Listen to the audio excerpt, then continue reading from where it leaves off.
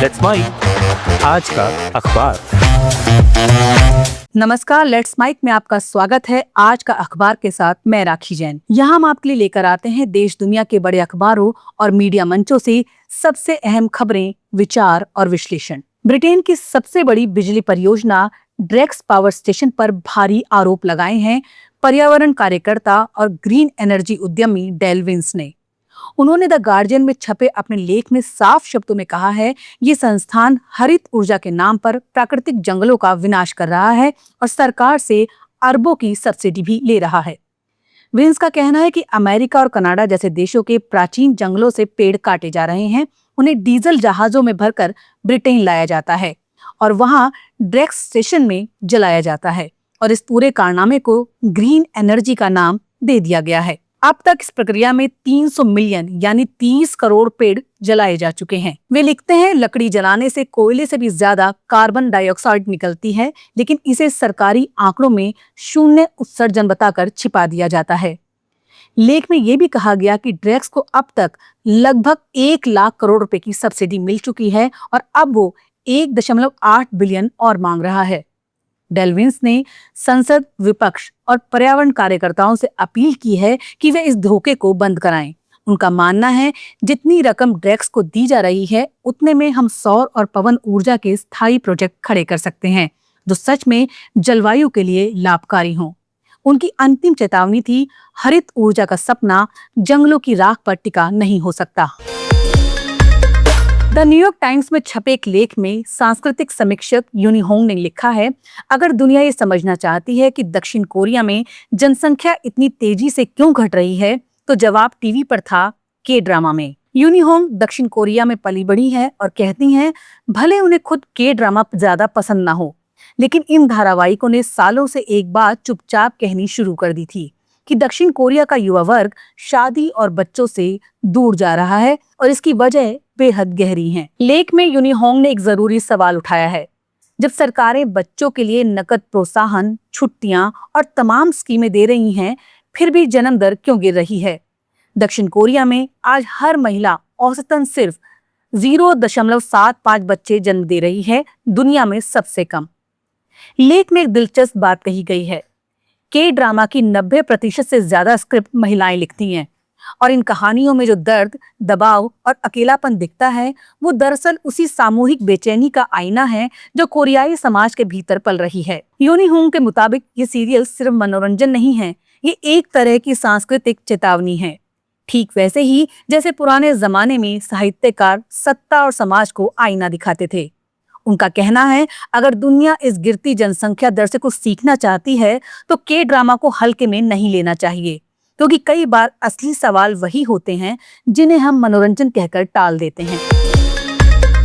अल जजीरा में छपे एक विश्लेषण में लिखा गया है कि इजराइल के प्रधानमंत्री बेंजामिन नेतन्याहू जिस विरासत को छोड़ना चाहते हैं, वह सुरक्षा और ताकत की है, लेकिन दुनिया उन्हें याद रखेगी अलग थलग और कठोर नीति के प्रतीक के तौर पर। लेख कहता है, नेतन्याहू की सुरक्षा की परिभाषा वर्चस्व के जरिए भय पैदा करने की रणनीति पर आधारित है। उन्होंने गजा में युद्ध के जरिए हजारों लोगों की जान ली, शहर के शहर बर्बाद कर दिए और इसके बावजूद दुनिया से कहा कि ये सब इजराइल की सुरक्षा के लिए जरूरी है। लेकिन अब इजराइल पर ही संयुक्त राष्ट्र, अंतर्राष्ट्रीय अदालतें और मानवाधिकार समूह युद्ध अपराधों और जनसंहार के आरोप लगा रहे हैं। आईसीसी ने नेतन्याहू के खिलाफ गिरफ्तारी वारंट भी जारी किया है। लेख कहता है, नेतन्याहू केवल गजा ही नहीं, लेबनान, यमन, इराक और ईरान में भी हमलों को इसी तर्क से जायज ठहराते हैं, सब कुछ सुरक्षा के नाम पर, जबकि दुनिया इसे अब सिस्टेमैटिक हिंसा मान रही है। नेतन्याहू की कूटनीति भी इसी सोच पर टिकी है। अब्राहम अकॉर्ड को उन्होंने शांति नहीं बल्कि फलस्तीनी मुद्दे को दरकिनार करने का औजार बनाया। कुल मिलाकर नेतन्याहू जिस विरासत के पीछे दौड़ रहे हैं, वो शायद उन्हीं के हाथों इजराइल को और अलग थलग, बदनाम और असुरक्षित बना दे। अब नजर डालते हैं डॉन अखबार के उस लेख पर जिसने पाकिस्तान के ताजा बजट पर कई तीखे सवाल खड़े कर दिए हैं और साफ कहा है कि इस बजट की दिशा ऊपर नहीं, नीचे की ओर है। हाल ही पाकिस्तान में बजट पेश हुआ और 2 दिन बाद आई वर्ल्ड इकोनॉमिक फोरम की जेंडर गैप रिपोर्ट, जिसने एक बड़ा झटका दिया। पाकिस्तान 148 देशों में सबसे आखिरी नंबर पर है। जी हाँ, आखिरी। महिलाओं की स्थिति लगातार 2 साल से और बिगड़ती जा रही है और ये तब हो रहा है जब खुद पाकिस्तान के वित्त मंत्री कहते हैं वो 11 साल से पाकिस्तान की अर्थव्यवस्था की हालत जानते हैं। तो क्या इस हालत में महिलाओं की हालत उनसे छिपी रही? और सिर्फ महिलाएं ही नहीं, आधी से ज्यादा आबादी अब गरीबी रेखा के नीचे चली गई है। वर्ल्ड बैंक के आंकड़े कहते हैं कि जो लोग एक्सट्रीम पॉवर्टी में थे उनकी संख्या 3 गुना बढ़ गई है। वित्त मंत्री ने कहा था direction of travel is upwards, लेकिन हकीकत तो ये है चाहे गरीबी हो, बेरोजगारी हो या महिलाएं, हर जगह से संकेत नीचे की ओर हैं। अब जरा कुछ और आंकड़े सुनिए। पाकिस्तान की सेविंग रेट सिर्फ 14%, जबकि चीन की 44%, भारत 29% और बांग्लादेश 25% पर खड़े हैं। मतलब सीधी बात, पाकिस्तान में निवेश नहीं होगा तो विकास भी नहीं होगा। बजट में सोलर पैनलों पर 18% टैक्स लगाया गया, वो भी उस देश में जो जलवायु संकट की कगार पर है, जिसे बाद में दबाव में आकर 10% किया गया। अब सोचिए, एक और सरकार आईटी एक्सपोर्ट को $25 बिलियन तक ले जाने का सपना देख रही है, दूसरी ओर फ्रीलांसर और इनोवेटर्स को टैक्स के जाल में फंसा रही है। लेखक ने साफ कहा, ये बजट गरीब विरोधी है, महिला विरोधी है और विकास विरोधी भी। और सबसे बड़ी बात, ये एक ऐसा मौका था जब पाकिस्तान एक बड़ा असरदार बजट ला सकता था, लेकिन अफसोस ये मौका भी गवा दिया गया। भाषा की ताकत सिर्फ बोलने की नहीं होती, वो पहचान, परंपरा और आत्मा की अभिव्यक्ति भी है।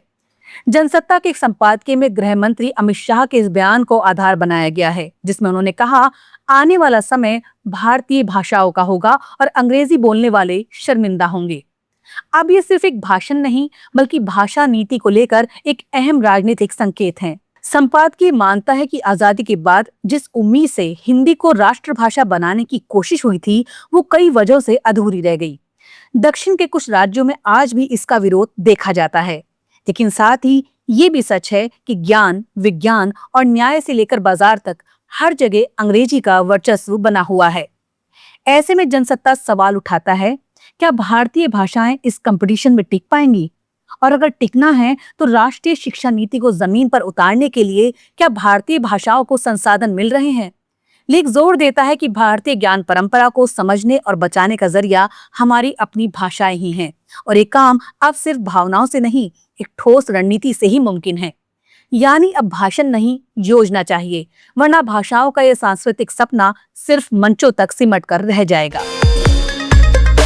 दैनिक भास्कर में आरती जैरत लिखती हैं कि राहुल गांधी ने महाराष्ट्र विधानसभा चुनाव को फिक्स मैच करार देकर चुनाव आयोग पर बड़ा सवाल खड़ा कर दिया है। उनके मुताबिक ये कोई छोटी मोटी गड़बड़ी नहीं, बल्कि औद्योगिक स्तर की धांधली थी, जिसमें चुनाव आयोग ने भाजपा के साथ मिलकर पूरी पटकथा लिखी। राहुल अब बिहार की ओर देख रहे हैं। उनका अंदेशा है कि वहां भी ऐसा कुछ दोहराया जा सकता है। खास बात यह है कि उन्हें अप्रत्याशित समर्थन मिला है चुनाव रणनीतिकार प्रशांत किशोर का, जिन्होंने माना कि राहुल के आरोपों में दम है।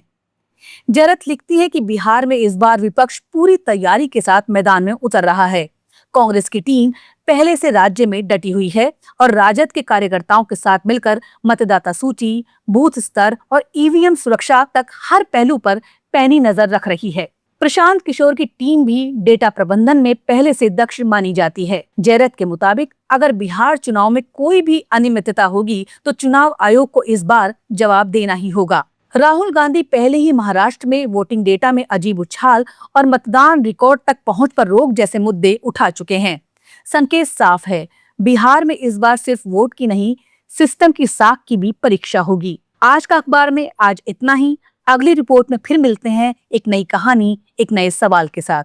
लेट्स माइक सुनते रहिए, देखते रहिए। नमस्कार। आप सुन रहे थे let's make more than radio. Follow कीजिए हमें हमारे सोशल मीडिया प्लेटफॉर्म्स पर।